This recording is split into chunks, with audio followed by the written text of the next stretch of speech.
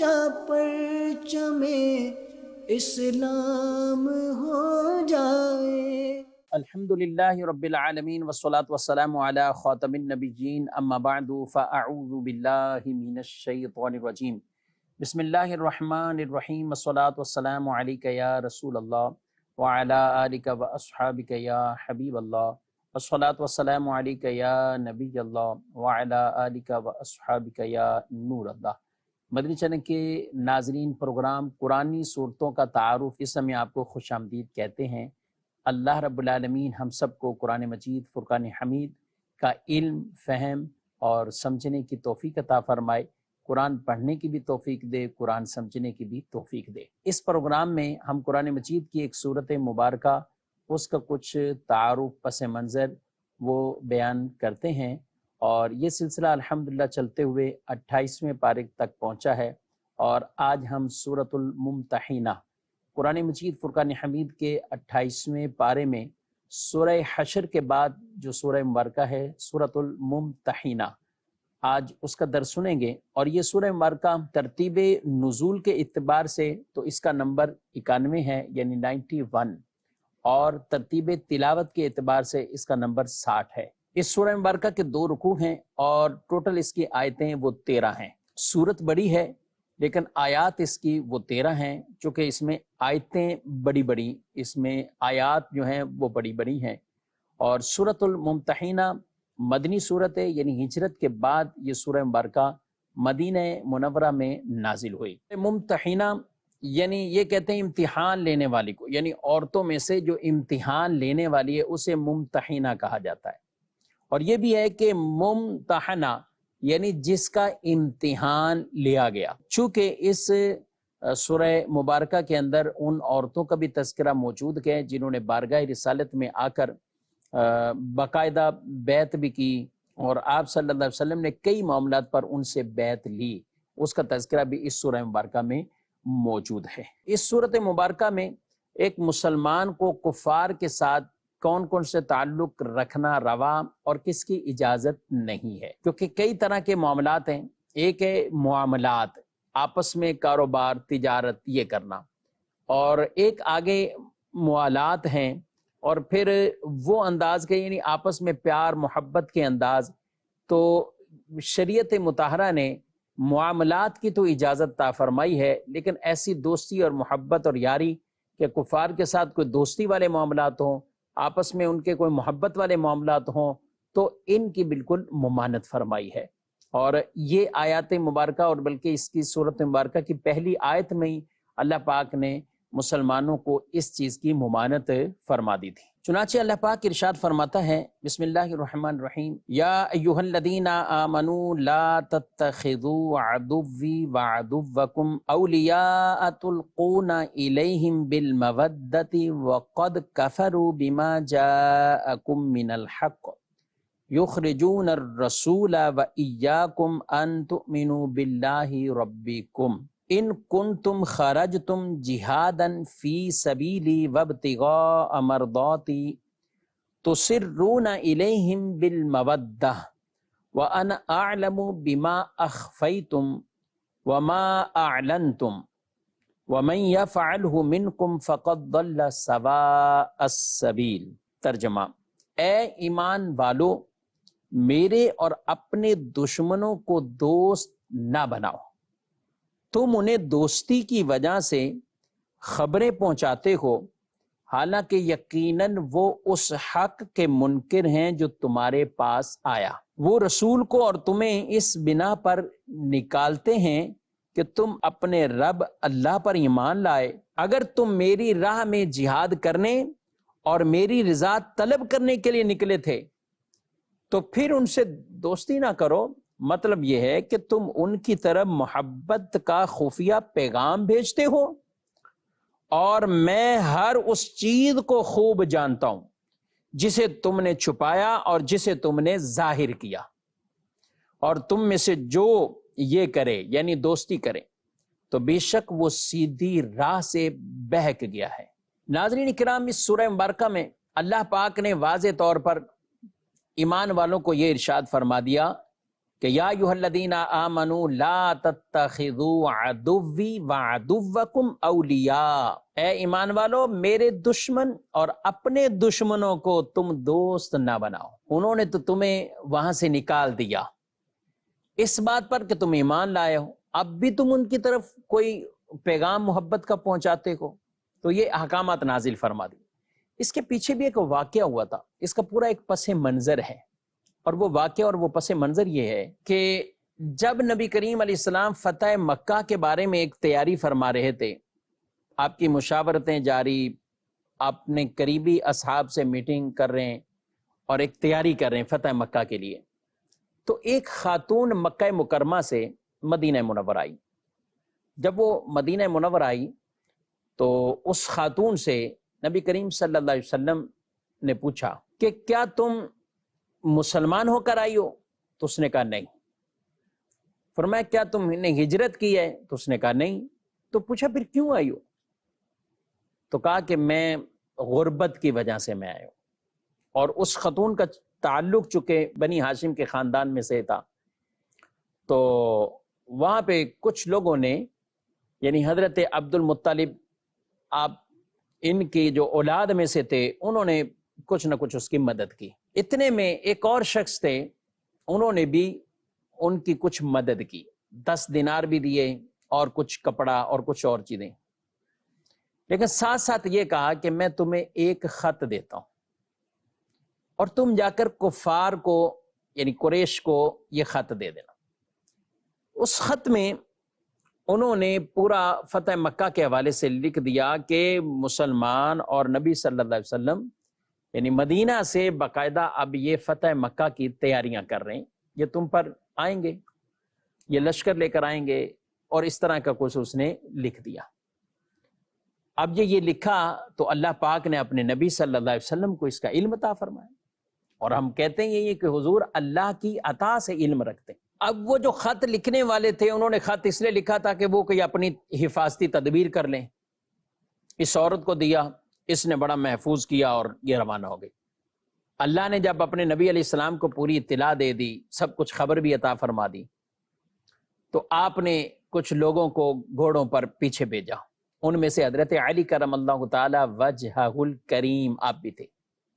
تو گھوڑے سوار وہ پیچھے، نبی پاک علیہ السلام نے ایک ایک چیز بتا دی کہ فلاں جگہ پر وہ ملے گی۔ تو حضور اسلام نے جو جگہ نشانی بتائی تو وہ عورت مل گئی ان کو، یہ پیچھے گئے۔ جب حضرت علی رضی اللہ عنہ نے کہا کہ وہ خط دے دو جو تمہارے پاس ہے، تو اس نے انکار کیا، میرے پاس وہ خط نہیں۔ آپ رضی اللہ تعالیٰ عنہ نے کہا کہ ہمارے نبی صلی اللہ علیہ وسلم کی بات خلاف واقع نہیں ہو سکتی، خط تمہارے پاس ہے، میں نے تم سے لینا ہے، خط دو، اگر تم وہ خط نہ دو گی تو تمہاری گردن اڑا دوں گا، کیونکہ حضور اسلام کی بات وہ سچ حق ہی ہے، خلاف واقع نہیں ہو سکتی۔ تو جب اس نے دیکھا حضرت علی بالکل آمادہ ہیں کہ یہ مار ڈالیں گے، تو اس عورت نے اپنی چٹیا سے وہ خط نکال کر وہ دے دیا، یعنی بالوں کے اندر وہ چھپایا ہوا تھا، اور وہ خط نکال کے دیا، اور وہ خط حضرت علی رضی اللہ تعالیٰ عنہ لے کر بارگاہ رسالت میں حاضر ہو گئے۔ اب جب خط لیا آپ صلی اللہ علیہ وسلم کے پاس پہنچا تو وہ تو لکھنے والے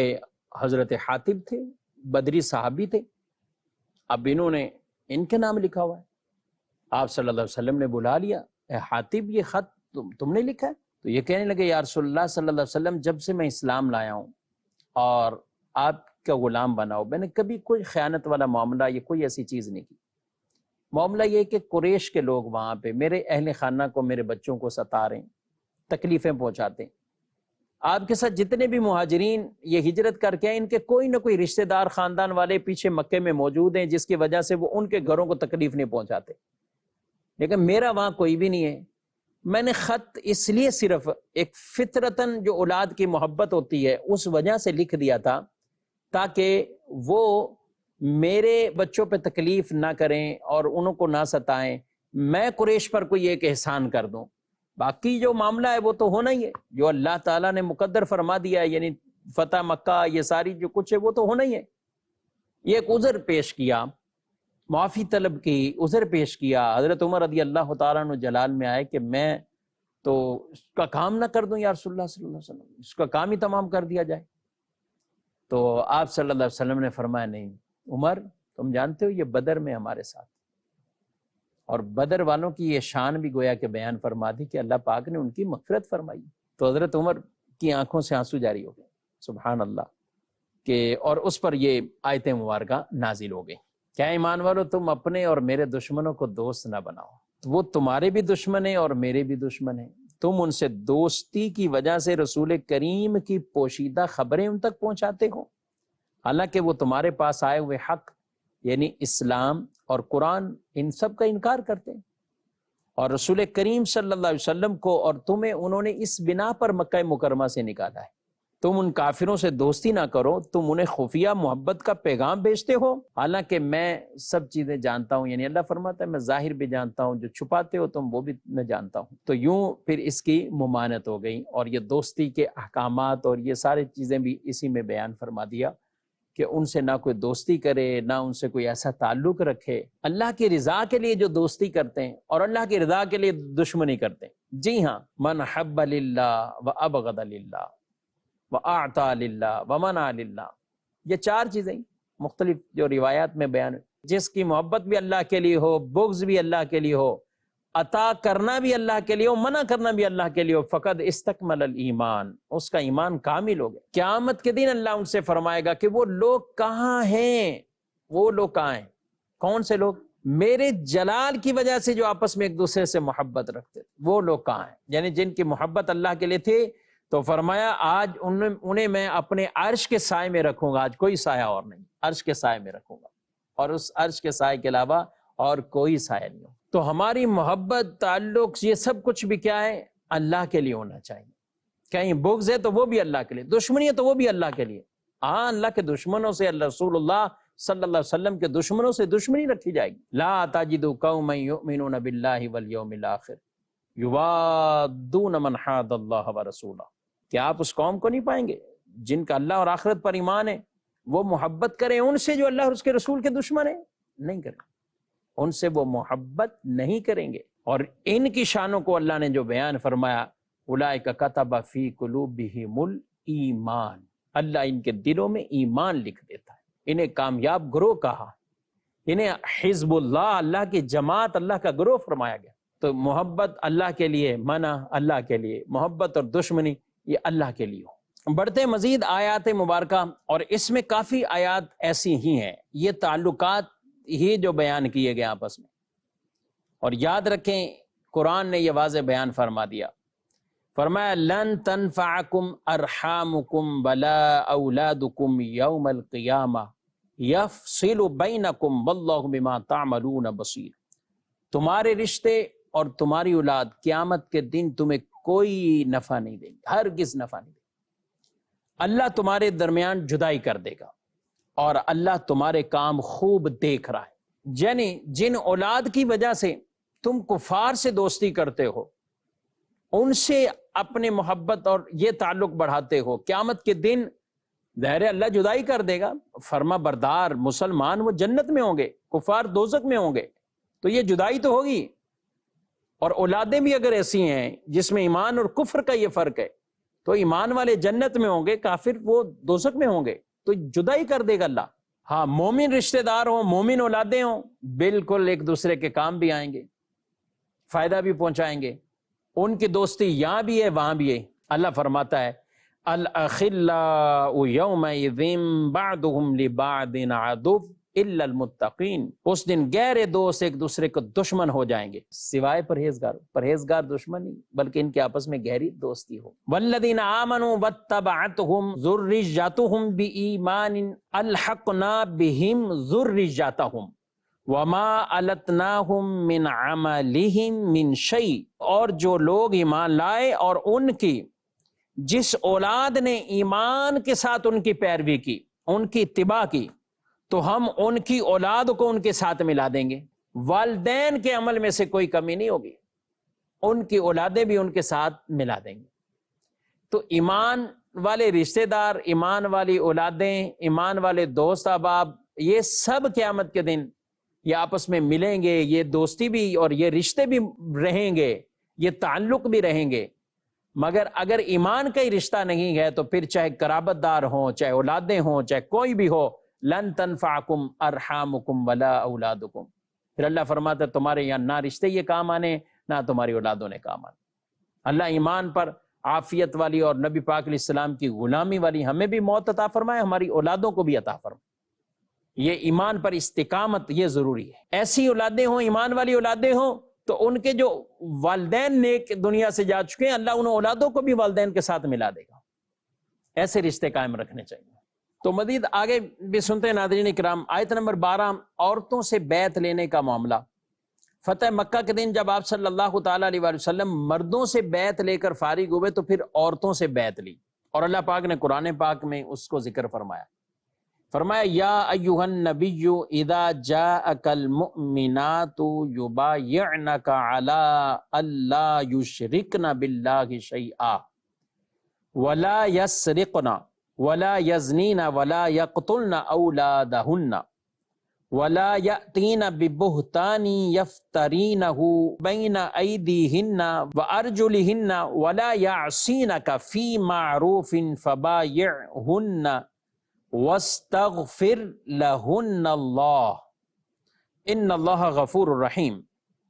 اے نبی، جب مسلمان عورتیں تمہارے حضور اس بات پر بیعت کرنے کے لیے حاضر ہوں کہ وہ اللہ کے ساتھ کسی کو شریک نہ ٹھہرائیں گی اور نہ چوری کریں گی، نہ بدکاری کریں گی، اور نہ اپنی اولاد کو قتل کریں گی، اور نہ بہتان لائیں گی جسے اپنے ہاتھوں اور اپنے پاؤں کے درمیان میں گھڑیں، اور کسی نیک بات میں نافرمانی نہیں کریں گی تو ان سے بیعت لو اور اللہ سے ان کی مغفرت چاہو، بے شک اللہ بہت بخشنے والا بڑا مہربان ہے۔ تو اب آپ صلی اللہ علیہ وسلم نے جب مردوں سے بیعت لے لی تو عورتوں سے پھر ان چیزوں کی بیعت لینی۔ شرک نہیں کریں گی، وہ بدکاری نہیں کریں گی، چوری نہیں کریں گی، اپنی اولاد کو قتل نہیں کریں گی، بہتان نہیں کسی پر باندھیں گی، بہتان تراشی یہ نہیں کریں گی، اور نبی صلی اللہ علیہ وسلم کی کسی نیکی والے معروف کام میں کوئی نافرمانی نہیں کریں گی۔ یہ بیعت لینی اور ان کے لیے آپ استغفار کریں۔ تو پھر عورتوں کا ایک سلسلہ ہوا۔ اب یہ بیعت کیسے ہوئی؟